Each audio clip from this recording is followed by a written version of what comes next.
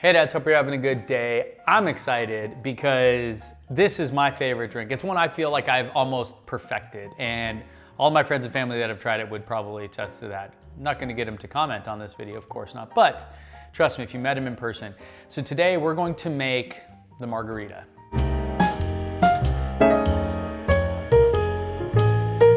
Okay, I'm sure you're familiar with margarita. You've probably had it a million times. It's one of those that often comes in a gun with like some really low shelf tequila and it makes you feel horrible the next day. That's not what we're doing here. In fact, what we're making is the classic version of this, a more traditional version. And then I'm gonna show you my sort of specific, more elevated one that I like, which is still easy enough to do. It just requires a couple more ingredients and I think you're gonna like it. So also this could like sort of be a skinny margarita thing, but trust me, it's just clean and bright and beautiful. So we're gonna use a shaker here. This is a Boston shaker. You can tell because it has the two cups. Don't get the one that has the little nipple on top. That's called a cobbler shaker and you have to clean it every time. It's a pain in the butt. This is the one you want to use. This is why you see all the bartenders using it. Okay, we got that. And then we have basically, three ingredients, right? So we have tequila. I'm gonna do a Blanco Tequila. I think that's the right one for this. I actually want something that's not too aged with oak and all those other kind of notes. I mean, you're mixing it with a citrus and a sweet, so it's not gonna be overly spirit forward. So to me, a nice, good quality one. My favorite one back home, I'm living in Europe now, the one back in San Diego where I'm from, was called Tequila Ocho, and it was a single estate tequila. I like this Corralejo one here. It's a Blanco, so whatever you like, but something that's a bit more quality, than whatever. I used to like Milagro as well. Tequila is just one of those that is often like horribly infused with chemicals and just nonsense in order to create something like a spirit. So, better tequila equals a better drink. Better ingredients always equals a better ingredient or a better drink. So you got that, we got a lime, and we got our simple syrup. Easy enough, let's get started. Okay, first things first, let's throw some ice in our mixer, in our shaker. I like to just shake and dump, they might call that, but you also can use another kind of ice, like a pebble ice or something if you'd prefer that. I think it's easy enough. You're making these often, you'll have more than one. You want enough ice and you want something that you can just dump in there. So start with some good ice. Then we'll throw our spirit in there. It's the classic 2-1-1 ratio. So you got 2 ounces of a spirit and 1 ounce of a citrus, 1 ounce of a sweetener equals a good cocktail. You can use literally anything you can imagine. Keep that ratio going and you're good to go. So you can also change it up a bit. You can add some different things and we'll talk about that because I'm gonna show you the clean, simple way, and then I'm gonna show you the kind of more advanced way that I like to do it.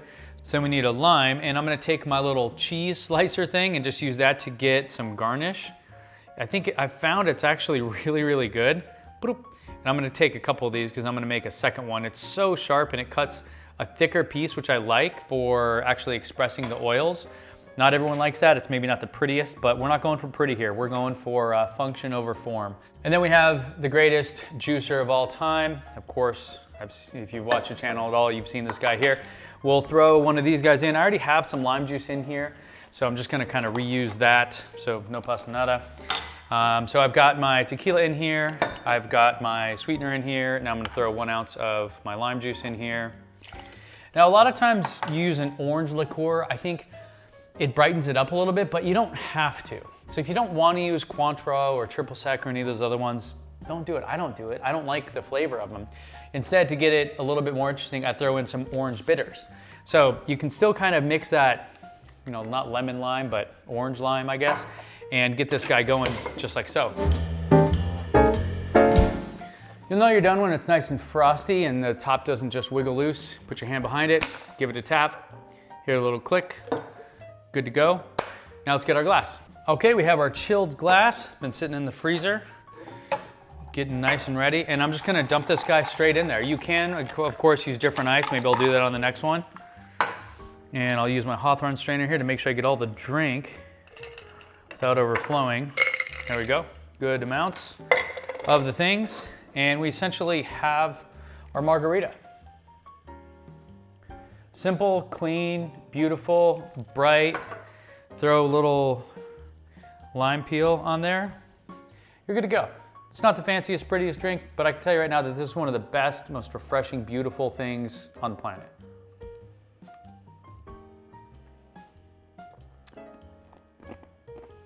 Love it. So, the thing about this though, is you can literally just change a couple little things and it's gonna be so much better, so much more sophisticated. This is like your starting point. Just like the daiquiri that we did before was the starting point. So we'll start here and now we're gonna change it up a little bit. This time, I'm just changing a couple little things. So we're gonna go 2 ounces of a spirit, but I'm only doing 1 ounce of tequila. And instead of something else, I'm gonna throw some mezcal in there. Now, if you're unfamiliar with mezcal, mezcal is essentially an agave-based spirit, just like tequila, except it can be made with all kinds of agave, whereas the tequila can only be made with Blue Weber agave. Now, Blue Weber, fortunately, is farmed and raised and kind of big time manufactured at this point. Obviously, tequila is huge everywhere in the world. Mezcal is a bit harder to make because often the agaves are silvestre, which means wild, and you can tell by the origin of it and everything on the back of the bottle. It's gonna tell you exactly where it's from and what it's made with. So this one is a Joven, so you won't often find aged mezcal if you want like a reposado or something that's absolutely like exported to the US, because in Mexico they just drink it, it'll never make it that far. But you can see that it says on it, Espadin 100% agave. So Espadin is the type of agave that's being used here. It also is farmed, so it's similar to tequila, but often the way that mezcal is made is the traditional way, meaning they actually use like a donkey to pull this, this big concrete wheel around to squeeze the juice out of the agave. And in order to even cook the agave, to prepare it for that, they actually dig a pit in the ground and throw charcoal and stuff on top of it and bury it. So it becomes earthy and smoky, because it's literally made in the earth with smoke. It's the old way, so to me, mezcal is beautiful, and there's 100 different kinds of agave, and they all taste wildly different. It's more like wine than it is like other spirits in that sense. So, but if you're buying a bottle, 40, 50 bucks, it's gonna be an Espadin. If you're buying a nicer, more elevated bottle, a different kind, you're probably looking over $100 or more. So, we did 1 ounce of tequila, now we're doing 1 ounce of mezcal. So this way, it's just gonna add a little bit more sophistication. And this is where I say I feel like I've perfected this drink in a way where, a lot of people, this is too much. They can't handle mezcal, like Campari or something. The flavor and everything is just a lot. But a little touch of it really goes a long way here. We'll throw in our 1 ounce of sweetener. You also could do agave syrup. I just like simple syrup, it's just easier. But if you wanna buy some agave syrup from Costco, whatever, don't forget your bitters. Now here I'm gonna do about 6 dashes, a bit more, because I really want that to brighten up and go against the smokiness of the mezcal. And again, I'll get my 1 ounce of lime juice. Okay, shake this bad boy up. Again, it's nice and frosty. Nice and frosty, give it a tap. Let it sit for a second, get your glass ready. This time I'm gonna do pebble ice because I just want it to look different than the other one so you know which one's which. All right, I've got my chilled glass here with the pebble ice. Pebble ice is only about 2/3 of the way up. I don't wanna fill it all the way up. I'm just gonna do it to about here. That way when I pour in the drink, it's not gonna overflow. Got it. So, strain this guy over. I just do a single strain. You don't really need a double strain. There's nothing muddled in there. Of course, that is the beauty of the margarita because you can take this to all kinds of new places. Throw some strawberries in there. Throw some pineapple and some jalapeno in there. Woo! You have no idea what you're getting yourself into with that. All right, and I'll just kind of top it off with a little bit more pebble ice. So you can see the difference here. Express the lime over it. Yeah, if you threw strawberries in there, pineapples, jalapenos, whatever you guys want. I think Mexican style ingredients, right? I think they tend to go the best with this. But there you have it. My more elevated, more sophisticated version of the margarita, one with mezcal and bitters.